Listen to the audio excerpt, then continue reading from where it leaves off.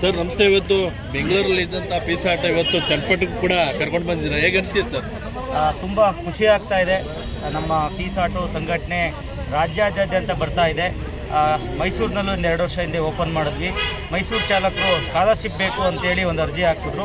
ಅದನ್ನು ನಾವೆಲ್ಲ ಮಾತಾಡಿ ಇವತ್ತು ಮೈಸೂರು ನಗರಕ್ಕೆ 10 ಲಕ್ಷ ಸ್ಕಾಲರ್ಶಿಪ್ ಸ್ಯಾಂಕ್ಷನ್ ಆಗಿ ಇವತ್ತು ಮೈಸೂರು ನಗರದಲ್ಲೂ ಸಹ ಸ್ಕಾಲರ್ಶಿಪ್ ಅಪ್ಲಿಕೇಶನ್ ಹಾಕುವಂಥ ಕೆಲಸ ನಡೀತಾ ಇದೆ.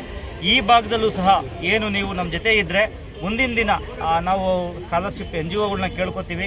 ಚನ್ನಪಟ್ಟಣದಲ್ಲೂ ನಮ್ಮ ಚಾಲಕರು ಮಕ್ಕಳಿದ್ದಾರೆ, ಅಲ್ಲೂ ಕೊಡಿ ಅಂತೇಳಿ, ರಾಮನಗರ ಜಿಲ್ಲೆಯಾದ್ಯಂತ ಕೊಡಿ ಅಂತ ಕೇಳ್ಕೊಂಡಾಗ ಇವತ್ತಲ್ಲ ನಾಳೆ ಇಲ್ಗೂ ಸಹ ಸ್ಕಾಲರ್ಶಿಪ್ ತರುವಂಥ ಕೆಲಸ ಪ್ರಾಮಾಣಿಕವಾಗಿ ಮಾಡ್ತೀವಿ. ಇವತ್ತು ಪೀಸ್ ಆಟೋ ಸಂಘಟನೆ, ಆಟೋ ಚಾಲಕರ ಸಂಘಟನೆ ಇವತ್ತು ನಮ್ಮ ಚನ್ನಪಟ್ಟಣದಲ್ಲಿ ಉದ್ಘಾಟನೆಯಾಗಿದೆ.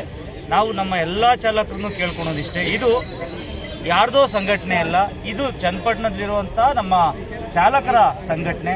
ನೀವುಗಳು ಇಲ್ಲಿ ಏನೇ ಸಮಸ್ಯೆ ಬಂದಾಗ, ಚಾಲಕರದ್ದು ಬಂದಾಗ ನೀವೇ ಕೂತು ಬಗೆಹರಿಸ್ಕೊಳ್ಳಿ.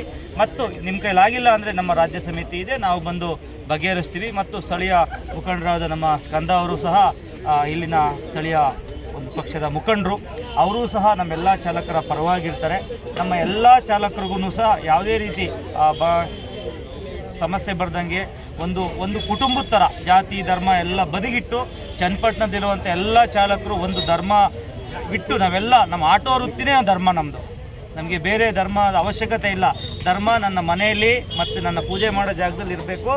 ನಾವು ಪಬ್ಲಿಕ್ ಸರ್ವಿಸ್ ಬಂದಾಗ ನಮಗೆ ಆಟೋ ಒಂದೇ ನಮ್ಮ ಧರ್ಮವಾಗಿ ನಾವು ಕೆಲಸ ಮಾಡಬೇಕು ಅಂತ ನಮ್ಮೆಲ್ಲ ಚಾಲಕರಿಗೂ ತಿಳಿ ಹೇಳ್ತಾ, ಯಾವುದೇ ರೀತಿ ನಮ್ಮ ಒಂದು ಆಟೋ ಚಾಲಕರಿಂದ ಒಂದು ಕಪ್ಪು ಚುಕ್ಕೆನೂ ಸಹ ನಮ್ಮ ಪ್ರಯಾಣಿಕರಿಗಾಗಲಿ ಚನ್ನಪಟ್ಟಣಕ್ಕೆ ನಮ್ಮ ಸಂಘಟನೆಯವರಿಂದ ಬರಬಾರ್ದು. ಬೆಂಗಳೂರಿನಲ್ಲೂ ಸಹ ಹೇಳಿದ್ದೀನಿ, ಇವತ್ತು ಎಷ್ಟು ಶಿಸ್ತುಬದ್ಧವಾಗಿ ಚನ್ನಪಟ್ಟಣ ಚಾಲಕರಿರೋದು ತುಂಬ ಖುಷಿಯಾಯಿತು. ನಾವು ಅಂದ್ಕೊಂಡಿರಲಿಲ್ಲ ಇಷ್ಟೊಂದು ಶಿಸ್ತುಬದ್ಧವಾಗಿ ಬರ್ತಾರೆ ಅಂತ. ಇವತ್ತು ನಿಜವಾಗ್ಲೂ ಅವರೇ ನಿಂತ್ಕೊಂಡು ಇಷ್ಟು ದೊಡ್ಡ ಮಟ್ಟಿಗೆ ಕಾರ್ಯಕ್ರಮನ ಆಯೋಜನೆ ಮಾಡಿದ್ದಾರೆ. ನಾವೊಂದು ಯೂನಿಫಾರ್ಮ್ ಕೊಟ್ಟಿರ್ಬೋದು, ಆದರೆ ಇಷ್ಟು ದೊಡ್ಡ ಕಾರ್ಯಕ್ರಮ ಆಯೋಜನೆ ಮಾಡಲಿಕ್ಕೆ ಅವರ ಪರಿಶ್ರಮ ತುಂಬ ದೊಡ್ಡದಿದೆ. ನಮ್ಮ ರಾಮಕೃಷ್ಣ ಅಧ್ಯಕ್ಷರು ರಾಮನಗರ ಜಿಲ್ಲೆ ಇವರೆಲ್ಲ ನಿಂತ್ಕೊಂಡು ಇವತ್ತು ಅವರ ಪ್ರತಿಫಲ, ರಾಮಕೃಷ್ಣ ಅವರು ಹೇಳಿದ್ರು ಕನಸಿತ್ತು ಅಂತ, ಇನ್ನೂ ದೊಡ್ಡ ಕನಸು ಕಾಣಿ, ನಾವೆಲ್ಲರೂ ಸೇರಿ ಆ ಕನಸನ್ನ ಈಡೇರುವಂಥ ಕೆಲಸ ಮಾಡೋಣ.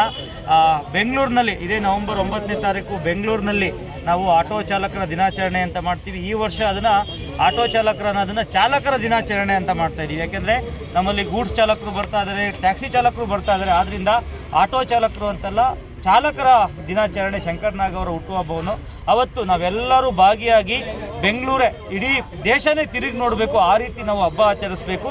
ಅದು ಇಲ್ಲಿಂದ ಇವತ್ತು ಅನೌನ್ಸ್ ಮಾಡ್ತಾ ಇದ್ದೀವಿ. ಅವತ್ತು ನಮ್ಮ ಚನ್ನಪಟ್ಟಣ ಭಾಗದ ಎಲ್ಲ ಚಾಲಕರು ಇವತ್ತು ಹೆಂಗೆ ನಾವು ಬೆಂಗಳೂರಿಂದ ನಿಮ್ಮಲ್ಲಿ ಬಂದಿದ್ದೀವಿ, ಅವತ್ತು ನೀವು ನಮಗೋಸ್ಕರ ಬೆಂಗಳೂರಿಗೆ ಬರಬೇಕು ಅಂತ ಈ ಮೂಲಕ ಕೇಳ್ಕೊಳ್ತಾ, ಚನ್ನಪಟ್ಟಣ ಆಗಿರುವಂಥ ಎಲ್ಲ ಪದಾಧಿಕಾರಿಗಳಿಗೆ ಅಭಿನಂದನೆ ಸಲ್ಲಿಸ್ತಾ, ತುಂಬ ದೊಡ್ಡ ಮಟ್ಟದಲ್ಲಿ ನೀವು ಬೆಳಿಬೇಕು, ಸಂಘಟನೆ ಬೆಳೆಸಿ ಅಂತೇಳಿ ಈ ಮೂಲಕ ಕೇಳ್ಕೊತಾ ಇದ್ದೀವಿ.